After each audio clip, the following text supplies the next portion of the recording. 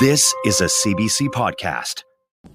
In a world that has a constant demand for energy, scientists, mathematicians, and engineers alike must create advanced, efficient, renewable ways of producing that energy.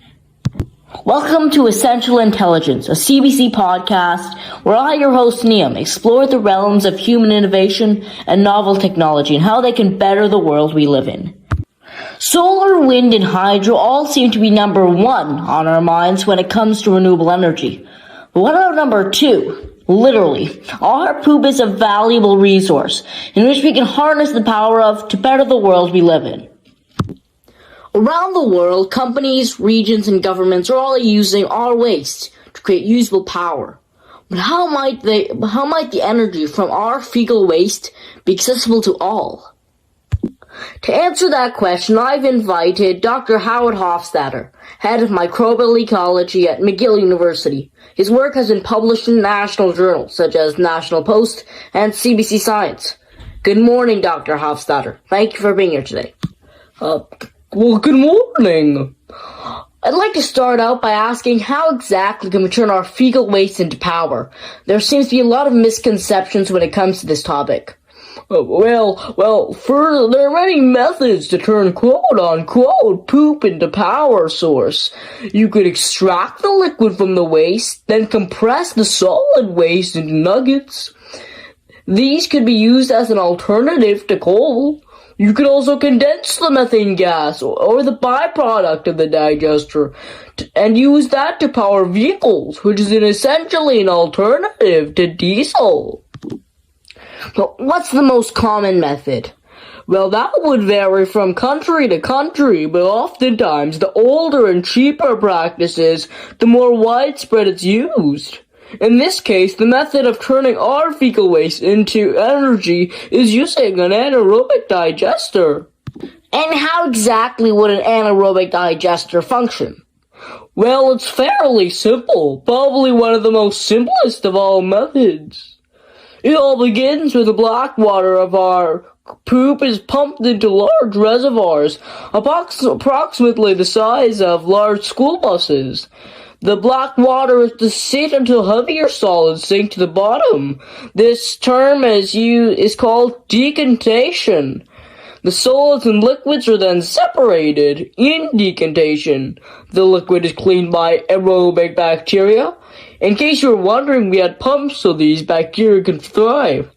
Chlorine is added so it's clean enough that the liquid can be returned to Lake Ontario. However, the solids take an entirely different route. Interesting. At this point, the solids are not entirely solid. It's more of a sludge. The sludge is then dumped into an underground digester. Bacteria break down this sludge in the absence of oxygen, hence anaerobic bacteria.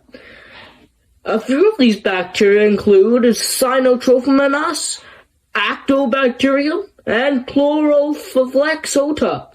Now, the temperature of these digesters has to be around 50 degrees Celsius to 60 degrees Celsius for the anaerobic bacteria, to thrive.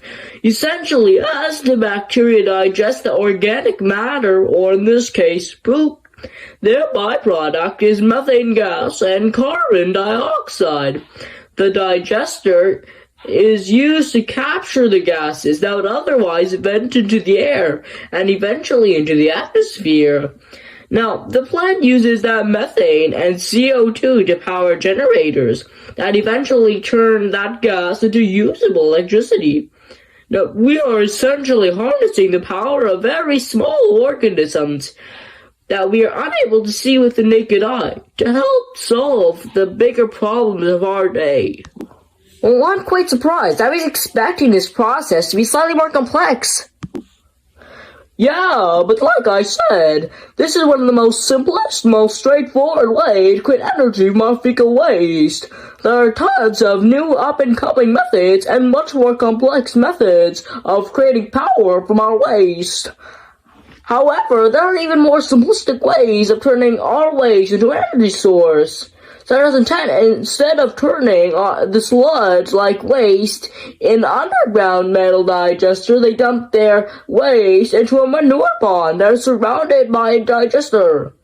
What the digester does is it prevents the gases from escaping and captures it, exactly like a metal, more modern digester would do.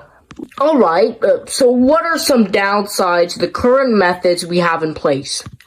Well, for starters, the most common way to use our fecal waste is to turn it into fertilizer. Unfortunately, when we use our waste to fertilize crops, remnants of microplastics and detergents such as PFAS, also known as the forever chemical, are often present in our waste even after anaerobic digestion.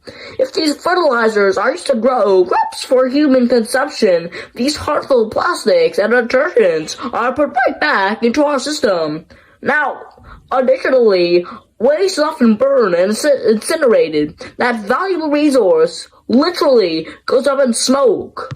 Well, all the more reasons to switch to these new methods, right?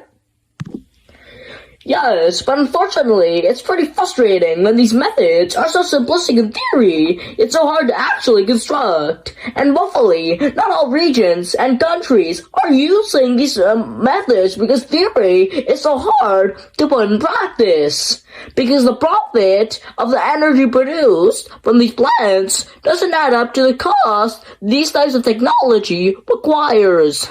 Very interesting. Thank you, Dr. Hofstadter, for not only being here with us, but also for your informative information. It was a pleasure. I'd like to thank you, viewers, for listening to Essential Intelligence. We'll be back after the commercial break. Do you live in a setting without access to municipal waste management systems? Do you hate the smell of your poo? If so, then call Fecal Innovations. At Fecal Innovations, we install miniature anaerobic digesters that turn your fecal waste into usable electricity. Just try and imagine that. Our anaerobic digesters come in a variety of sizes, from our 5-gallon miniature digesters to our 450-gallon full-size digesters.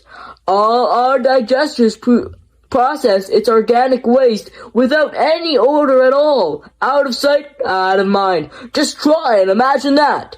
For more information, please call 416-497-489 or visit our website at fecalinnovations.ca. Just try and imagine that. Not a real company.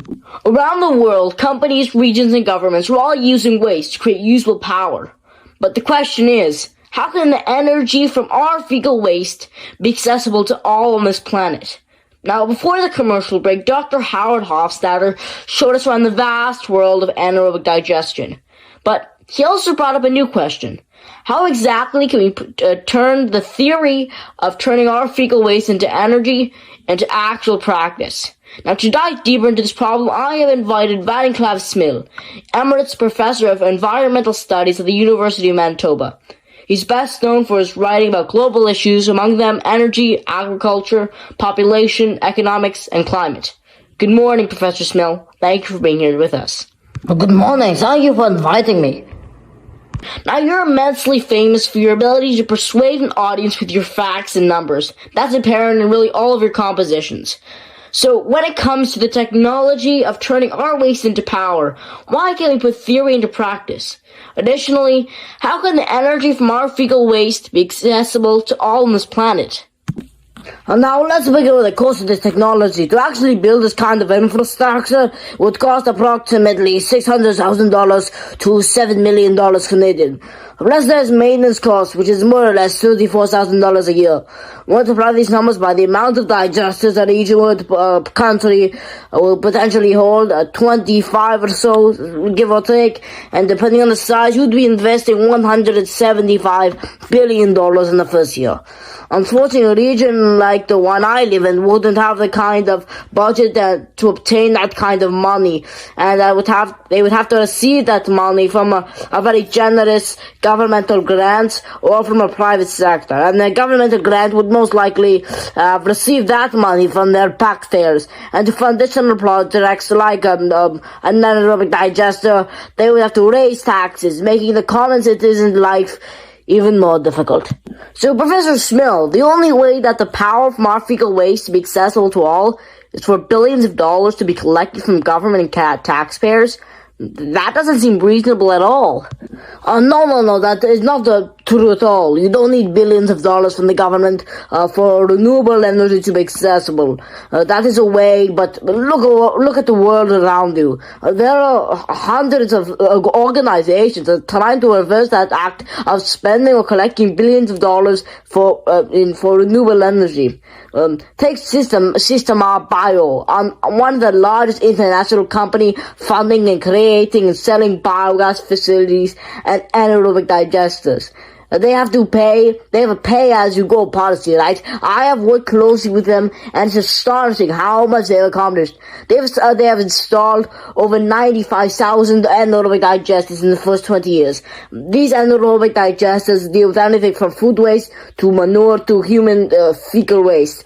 And they are funded by non-profit organizations and donations that make anaerobic facilities much cheaper.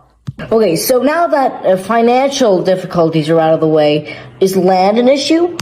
Well, that's obviously dependent size. These anaerobic digesters range from 90 feet to 100 feet in diameter and 5 to 110 feet in height.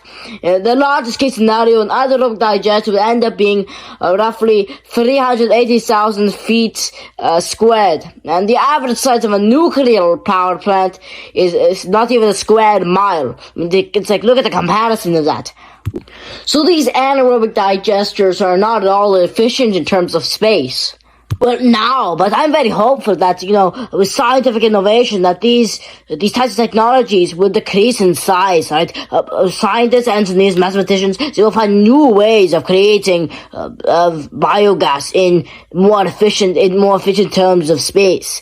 And, I'm hopeful that renewable energy will be accessible to all very soon. If we look at the solar power, a renewable method of producing energy that is tried and tested. In 1977, the cost of a single photovoltaic cell was $76 per watt. In 2020, 4 years ago, it was 50 cents per watt.